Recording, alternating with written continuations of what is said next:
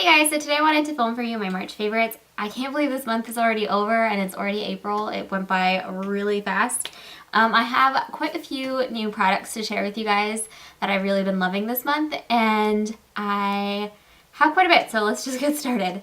The first thing I really loved this month is a new lip balm, and this one is by the brand Nux, something, N-U-X-E, I don't know how to say that, Paris, and it's a just a regular lip balm. It looks like this, and it's a pretty thick consistency, which is different for lip balms that I've ever bought. I really love to use this as a moisturizer before I apply any lipstick or a liquid lipstick, because those can be very drying on your lips, especially matte lipsticks and liquid lipsticks. And I find that if I use this as kind of like a lip primer before I go in with a lipstick or a liquid lipstick, my lips feel a lot less dry throughout the day. And it smells like oranges, which is really amazing. And I've just really been loving it this month. And it's like my new favorite lip balm. Another lip product that I've been really loving this month is the lip sugar treatment by Fresh. And it's just a stick lip balm. It looks like this. It's I think their original one that they have.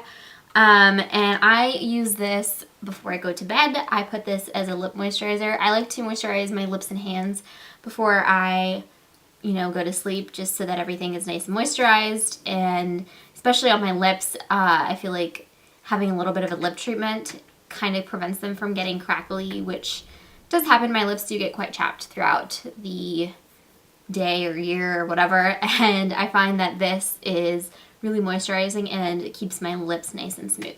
An eyeshadow that I've really been loving this month is a ColourPop eyeshadow called xoxo.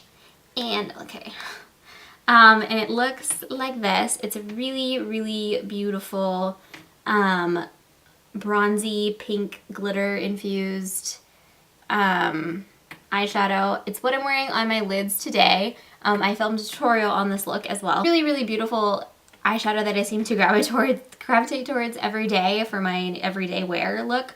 I just like to apply this by swirling my finger in it and just pressing it onto my lids. I find that that's the best way to apply ColourPop eyeshadows. I feel like when you use a brush, it loses a lot of pigmentation, and your finger using your finger as a tool instead of a brush kind of makes your eyes get the most color payoff. I haven't really found a way to use ColourPop blushes properly, because I feel like no matter what brush I use, I don't seem to get any color, or I'll get too much color. So if you have any recommendations for what's the best way to apply a ColourPop blush, please let me know, because I really have no idea how to use them. But the eyeshadows, I find the best way to apply these is with your finger, and I think that's what they say also on their website. Another product is an oldie, but I love it so much, is the Bare Minerals foundation, and this is an SPF 15. I used to use this in high school, because in high school I wasn't really allowed to wear makeup, and my mom bought me this as my first makeup, and I just finally started using it again. I'm having a lot of problems with my pores being very visible right here in this region, and I find that the powder foundation is the best way to go to minimize the look of those pores. And this foundation is just really lightweight, and you don't feel it at all on your face. It's what I'm wearing today, and I can't believe I stopped using this for so long. I'm actually enjoying it a lot more than a liquid foundation. If I want more of a fuller coverage, then I will use a liquid foundation, but for everyday wear, I do find that this is something that I've been reaching for every day.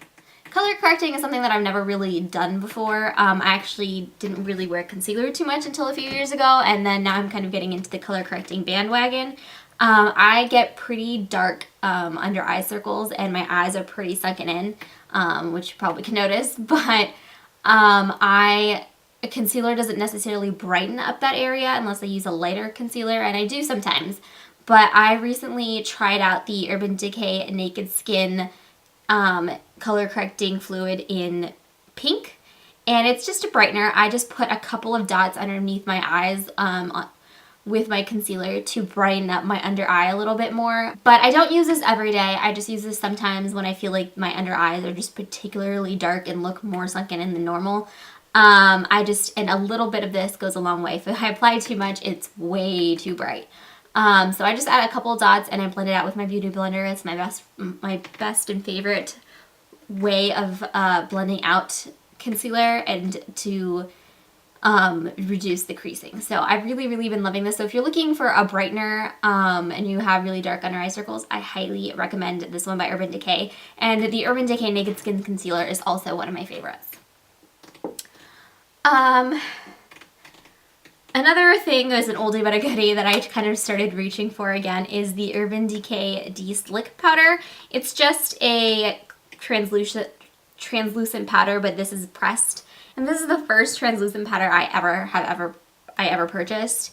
And I forgot how much I actually love it. I use this to set tinted moisturizer for days that I'm not really wearing any makeup and I just want just a little bit of something, and I'll go for tinted moisturizer. And I still find that tinted moisturizer sometimes still gets a little too greasy of a look for me, and I will take this and just lightly dust it all over my face to set. Really good translucent mattifying powder, and it comes in a contact. No, it's not a contact.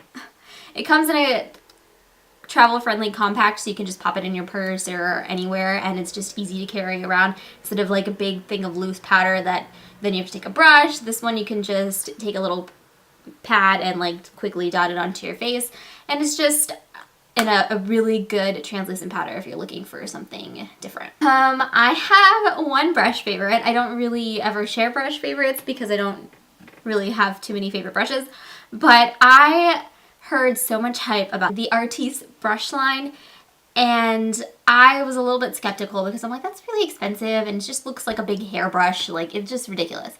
And so I decided to try one brush, and I purchased the Artis Oval 7. Yeah, Oval 7 brush. It's a lot smaller than the Oval 8, which is what most people purchase, but I didn't want something quite so big and bulky, and I purchased the Oval 7. It looks like this. I find that this brush is really amazing for when I am using concealer to cover up some dark spots that I have on my face. This doesn't pick up the product, it just moves it around and blends it in, as opposed to the Beauty Blender, which does take off excess product, which is good for your under eye. But if I want the concealer to stay in place over blemishes, I find that this works so much better, and it just moves it around, and it's just a really amazing, nicely dense brush. I just haven't figured out how to properly clean this yet. So if you do know how to clean an Artis brush, please let me know, because I really have no idea how to clean this properly. But this is also really good for putting on foundation. I do like to use this with this when I'm applying foundation, because this doesn't pick up the excess product, it just moves it around, and you do need a lot less foundation than you would if you were just using a beauty blender. But since it doesn't pick up extra product, I do find it does cake up, especially in this area. So I will go in with a damp beauty blender and just like buff it out a little bit to pick up any product so I don't get a cakey look throughout the day. But this brush is really amazing, and I can't believe that I actually got onto the Artis bandwagon, and I highly recommend the Oval 7 if you are using it to hide any dark spots that you have on your face or blemishes or whatever. This blends it out perfectly without removing the product from your face. Another product that I have loved a lot this month is probably no surprise, is a Buxom lip gloss. This is one of my older favorite colors, and this is in the shade Jessica, and I just use this gloss pretty much every day. Like if I'm doing something and I need something, I want to put something on my lips, or I'll put some of this. If I want some extra moisture, I'll put some of this. Buxom glosses are like my favorite lip glosses of all time. I have so many of them. I've used up so many, and this particular shade, Jessica, is my all-time favorite, and I'm already like down to here. So if you're looking for a really good lip gloss line, I highly recommend this one by Buxom. I have a new favorite setting spray. I wanted to try out the the Boscia White Charcoal Mattifying Makeup Setting Spray. I don't think it's mattifying. I will say that. I don't think it's mattifying at all, but I do think it locks in my makeup very nicely, especially with powder foundations. I don't think it mattifies your face throughout the day, but I do feel like it takes away the feeling of having something on your face by setting it down completely. And I love this a lot, and I've been using this every day, but my ride or die is still the Urban Decay All Nighter Makeup Setting Spray. I highly, highly recommend that. When I want to look extra glammed up and I do go for a full face of makeup, I will use this along with the Urban Decay Makeup Setting Spray, and the two together make my makeup last all day and look perfect all day. But if you're looking for a new, like, everyday, day-to-day makeup setting spray, I highly recommend this one by Boscia, just as like something as a refresher for your face to set down everything, not for something that's necessarily completely long-lasting. Then I highly recommend the Urban Decay All-Nighter Makeup Setting Spray, or the Chill one. I think that one's pretty good too. But the All-Nighter is more for oily to combination skin, which is what I have. I have one skincare favorite to share with you guys, and that is the Kopari Coconut Sheer Oil. I use this in my nighttime skincare routine. I will just put this underneath any night creams that I put on. It's just a really nice lightweight oil. I don't like the consistency of just taking a regular pure coconut oil and putting it onto my face. I find that very greasy, and I also find that it breaks me out when I do it that way. This is a lot lighter of a formula, and it doesn't break me out whatsoever, and I have pretty sensitive skin. It is solid, so because coconut oil is solid unless you warm it up. So I just take it, and it comes with a pump, but because it is solid, the pump doesn't really do anything. Maybe in the summertime when it's warmer and the oil melts down or softens up a little bit, but I'll just take it and I'll just wipe it on my hand and warm it up with my body heat, and warm it up with my natural body heat and just put it on my face. And it's really lightweight, not greasy whatsoever. And if you're looking for a nighttime beauty oil, and if you use that as part of your skincare routine, I highly recommend this Kopari coconut one, and it smells really good. It's not a really strong, overpowering coconut scent, so if you're not into the really strong scents, this is okay. It has a very mild coconut scent, and it doesn't linger on your face whatsoever. And then my last favorite is this little egg guy. This is something I saw on Instagram, and I thought it was a little bit gimmicky, but I thought it was pretty cute and actually thought it would work, so I purchased one of these, and it's called an Eggie, and it's this really cute little guy that houses your beauty blender, and it keeps it sanitary, so if you're traveling, you don't have to just throw it into your bag and it like jumbles up and gets ruined and broken and dirty. This protects it, and it has a hole at the bottom right here. Well, two holes at the bottom right here, so that it gives it ventilation. So if your beauty blender is moist, it won't, it gets this ventilation to dry up and not smell and be disgusting.